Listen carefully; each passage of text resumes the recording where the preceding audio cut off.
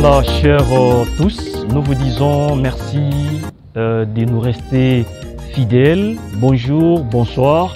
Selon les temps dont vous nous captez les sphères de la République démocratique du Congo à travers le monde. Et donc, c'est votre tout premier numéro de l'an 2022 de votre magazine qui a tout simplement la thématique telle la question. Et donc, nous recevons sur nos plateaux spéciaux en ce jour une invitée des marques dont vous allez devoir découvrir aujourd'hui. Je rappelle que c'est une émission qui parlera dans son contour du fonctionnement d'une organisation philanthropique dont on aura l'occasion, vous et nous, de découvrir la quintessence de ce que la Fondation Maman Marie Mouapé pour les progrès social. Notez que cette grosse fondation qui œuvre en région de la Tchopo, précisément dans la ville de Kisangani, va à l'assistance de nombreux de nos compatriotes congolais en aide de vivre ou encore des nécessités et qui accompagne le vécu quotidien de sa population. Et donc, nous sommes aujourd'hui spécialement dans les jardins des Flat Hotel Rwenzori. Nous sommes en municipalité de Makiso, noté dans la ville de Kisangani. Et donc, restez avec nous dans un instant, l'invité pour en parler à propos. À tout à l'heure. Voilà, bonsoir madame. Voilà, la pratique d'hygiène reste encore d'observance à travers toute la planète et donc regardant à travers nos milieux respectifs. Je venais de vous informer tantôt que nous recevons sur notre plateau spécial Madame Marie Mouapé qui en est une femme active en République démocratique du Congo, une femme professionnelle et donc dans un instant, elle s'est fait plutôt accompagner par le président de la fondation notée FMMPS. En dénomination, nous disons Fondation Marie Mouapé pour les progrès sociaux. Madame, je suis avec vous dans un instant. Voilà.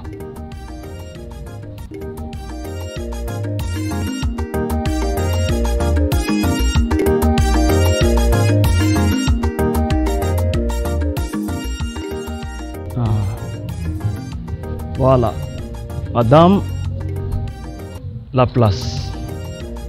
Président, prenez place. Voilà.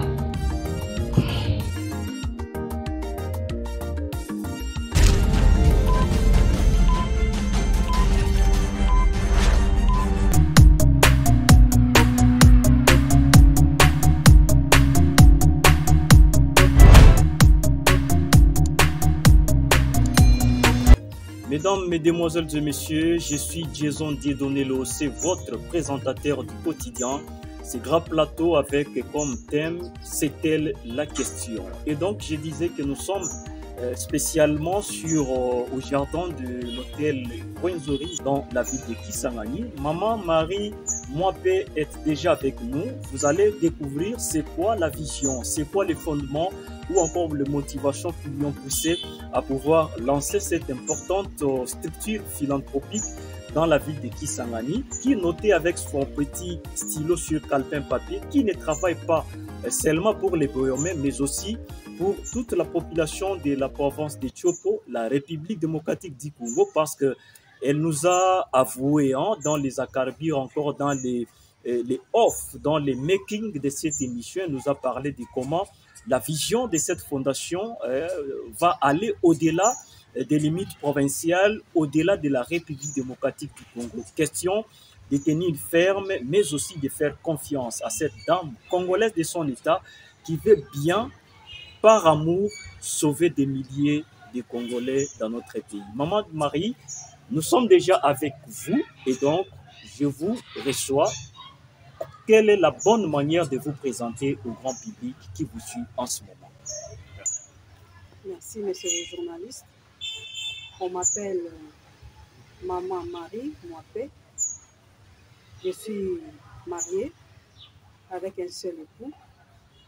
Je suis maman de 4 filles et un garçon. Je suis déjà grand-mère d'un petit garçon et un autre enfant est sur le point de naître grâce à Dieu. Et je suis la fondatrice de FEMPES, qui signifie Fondation Maman Marie pour le progrès social. Et donc, vous venez de nous parler de votre brève présentation.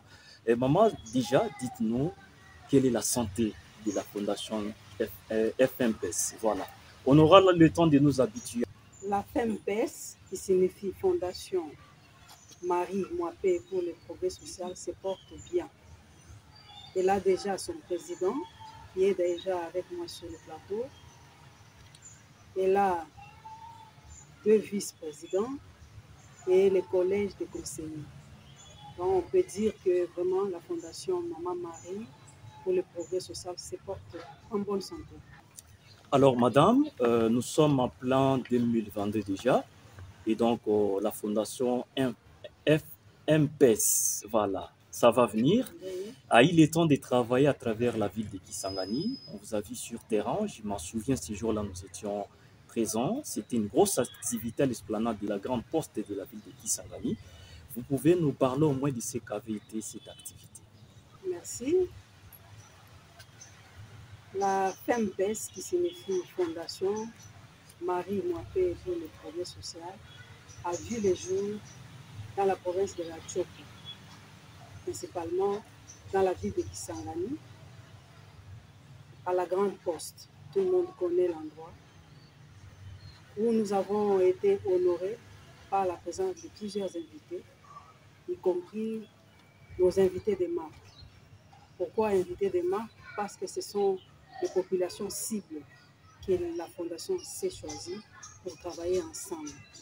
Il s'agit des aveugles, des orphelins, des enfants de la rue, des handicapés. Nous avons fait un geste symbolique en remettant à chacun quelque chose pour aller fêter bien la bonne année 2021. Voilà, en quelques lignes, c'est ça. Alors, madame, vous venez d'énumérer une frange de la population tchokolaise ayant bénéficié de ces dons en termes d'appui pour les accompagner à ces moments très compliqués pour de nombreux ménages. C'est quoi donc, quel est le contenu de la vision des FEMPES? La FEMPES, par définition, si vous voyez bien, là à l'intérieur, on trouve le mot progrès social. Parce que pour nous, on s'est dit, quand on vit dans une société, la première priorité à faire, c'est de prendre en charge cette population-là. Et cette population est faite des hommes et des femmes, avec différentes catégories. Il y a ceux-là qui ont beaucoup de moyens, d'autres n'ont pas de moyens, d'autres qui souffrent. Alors pour nous, par notre passion, notre cœur nous a poussé à ce que nous puissions assister beaucoup plus les gens qui sont dans la souffrance. Pourquoi? Parce que généralement, ils sont oubliés. Vous y pensez qu'ils sont vraiment oubliés? Oui, parce que moi-même, je suis passée par beaucoup de souffrances dans ma vie. Et je connais que les gens, par exemple, qui manquent un toit où dormir la nuit, qui se retrouvent dehors au moment où les autres sont endormis, quelque part, ils sont frustrés. Les gens qui, Dieu, dans sa souveraineté, a préféré qu'ils soient différents de notre peau. Vous voulez parler des personnes albinos? Oui, par exemple, des handicapés. Ils vivent dans cette petite frustration en se disant, pourquoi moi je ne suis pas comme l'autre? Et si à côté de cette personne-là, il n'y a que des gens qui jugent, vous voyez, déjà la personne se sent frustrée au-dedans de soi. Parce qu'il n'a pas voulu être né comme ça. C'est par nature. C'est par nature. Alors nous, on s'est dit, pourquoi pas ne pas les approcher et leur donner un peu le goût de vivre. Parce que ce sont des hommes comme nous. Si je prends l'exemple des mamans veuves, elles ont eu des maris. Subitement, Dieu décide qu'elles restent sans mari. Alors la société a souvent, je peux dire, la qualification de dire non, vie n'a rien ici. Ok. De mettre un point à leur destinée. Oui. Or, la vie, tant que tu n'es pas encore mort, tu peux vivre. Alors moi, dans mon fond intérieur, je me suis dit non, on peut encore le récupérer pour leur donner, pas seulement l'argent, on peut leur donner juste un réconfort, un sourire, pour les voir aussi vivre comme nous. Ok. Alors, si on comprend bien votre motivation, vous partez du fait qu'il y a de nombreuses personnes nécessitées qui aimeraient ou encore qui souhaiteraient avoir un sourire sur les lèvres. Je vous ai entendu par moment un jour, lorsqu'on discutait, vous parliez de l'amour. Comment vous considérez votre prochain? Mon prochain, c'est d'abord une personne comme moi. Pourquoi une personne comme moi? Parce que Dieu nous a tous créés pour vivre. Mhm. Mais dans sa souveraineté, j'insiste, Dieu nous envoie sur la terre avec différentes catégories. Nous tous, nous ne vivons pas de la même manière. Alors, il suffit juste, si vous êtes sur la terre, Mhm. il ne faut pas vivre en égoïste. Il faut deux fois regarder à gauche, à droite, vous regardez qui vit à côté de vous. Vous allez remarquer, papa, qu'il y a des gens qui vivent mieux que vous, mais aussi il y a des gens qui souffrent, mais qui sont à côté de vous. Alors, si vous êtes animé par un cœur d'amour vis-à-vis de ceux-là qui sont semblables comme vous, Mhm. vous serez touché par compassion pour les aider. Et c'est juste ça, ces sentiments-là d'amour. L'amour, on ne peut pas le vraiment définir par définition. L'amour sévit dans les attributions. Mhm. On peut dire encore dans les attributs. Ok. On peut dire encore dans ses conséquences. Je t'aime, mon frère. Je peux t'aider parce que je t'aime. Je t'aime, mon frère. Je peux te donner un sourire parce que je t'aime. Mhm. Je t'aime, ma soeur. Je peux te donner un habit parce que tu en manques. Et vraiment, c'est ça qui caractérise mon cœur. Par définition, Par définition, Maman Marie, Mama Wamapendo. ça On c'est peut vous dire qui ça? le dites. Voilà, on va toucher les fonds de la marée. Et donc, madame, aujourd'hui, la fondation qui fonctionne déjà, vous nous parlez qu'il y a un président qui vous appuie hein, dans l'administration de la chose. Il y a une conseillerie, hein, un nombre de personnes qui sont là pour travailler aussi. On peut connaître cette équipe est composée de qui et de qui? Oui, De manière à la volée. oui, de manière à la volée, comme vous dites, je peux dire que moi, je suis la fondatrice, Mhm. mais je préfère donner l'administration courante à un président qui est avec moi sur le plateau. Il s'appelle qui? Il s'appelle, je préfère que lui-même se Se présente. présente. Et donc, À part lui, ah, il y a aussi la fonction de vice-présidence. mhm. Il y a au moins 3 personnes. Il y a les collèges des conseillers, parce que la fondation travaille dans les milieux des hommes. Les hommes ont des problèmes. Alors, nous avons pensé mettre un conseiller en matière pédagogique, un conseiller en matière spirituelle, un conseiller en matière psychologique, parce que les gens qui ont eu des blessures ont le droit d'être encore réintégrés dans la société. Et ça, c'est vraiment une qualification de purement psychologique. C'est pourquoi nous avons intégré les psychologues dans notre formation. Et il y a aussi un conseiller de communication, il y a un conseiller de sécurité. Voilà, vous suivez pas à pas le déroulement de cette émission, le tout premier numéro pour l'an 2022 avec la thématique Telle est la question qui reçoit sur ces plateaux spécial et très honoré, madame, je rappelle, Marie Moipé, qui est l'initiatrice de la fondation FEMPES. Vous avez suivi hein, par ses propres mots, elle a expliqué qui est une fondation qui appuie les nécessités à travers la République démocratique du Congo, mais aussi des personnes viables, mais qui ont besoin d'un coaching dans le secteur social. On nous a parlé que cette fondation qui est montée déjà dans sa administration compte une présidence ou encore un présidium accompagné par sa conseillerie. Mais en ce net moment, je vous laisse plutôt suivre l'introduction, la présentation de Sié qui occupe la fonction de la présidence au sein des FEPES. Allez, il est là. Je suis très content, ravi même d'être à votre présence ce soir, en ce beau cadre. Moi, je m'appelle Waper Ngonga Delair. Je suis le président de la fondation FMPS, que nous appelons Fondation Mouapé Marie pour le progrès social. Alors, pour répondre à votre question, je pense que la fondation a vu le jour le 24 décembre 2021. Et comme vous venez de le dire tantôt, c'était une grande manifestation qui a pris beaucoup de gens. On a été honoré même par la présence du gouverneur le jour de la sortie. À notre présence, il y avait beaucoup de gens, les sportifs étaient présents, et il y avait la population de notre cible, comme la maman fondatrice a eu le mot de vous les présenter. Parmi cette population-là, vous avez vu la présence des albinos, des enfants de la rue et consorts, qui sont considérés notre cible de la fondation Mouapé Marie pour le progrès social.